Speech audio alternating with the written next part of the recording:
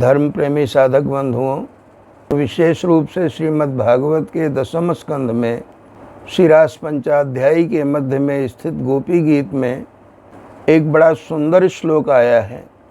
गोपियाँ कहती हैं, प्रभो तव कथामृतम तप्त जीवनम कविभिरीडितम कल्मषापहम श्रवण मंगलम श्रीमदाततम भुवि गृह्णन्ति ते भूरिदा जना। हे प्रभु, इस संसार के सभी जीव संतप्त हैं।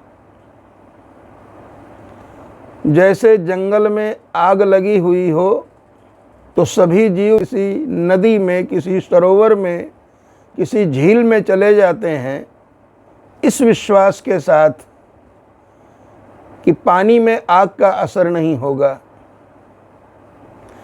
उसी प्रकार से जो भगवान के भक्त हैं, नाना प्रकार के विषयों के विष से बचने के लिए, नाना प्रकार के तापों से बचने के लिए, दैहिक दैविक भौतिक तापा,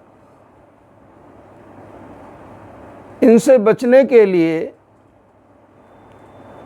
वो भगवान के ही आश्रय में आते हैं। और निश्चित रूप से जो भगवान के आश्रय में आ जाता है वो सभी तापों से मुक्त हो जाता है।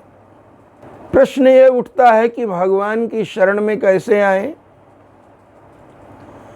क्योंकि सर्वत्र व्याप्त होने पर भी भगवान के प्रत्यक्ष दर्शन तो होते नहीं हैं। तो ये जो भगवान की कथा है, ये भगवान का वांगमय विग्रह है। और भगवान की कथा श्रवण करना एक प्रकार से भगवान का दर्शन करना ही है, भगवान की शरण में आना ही है। तो भगवान की शरण में आने से, भगवान की कथा श्रवण करने से जीव सभी तापों से मुक्त हो जाता है। एक कथा की महिमा है। तो भगवान की कथा कैसी है?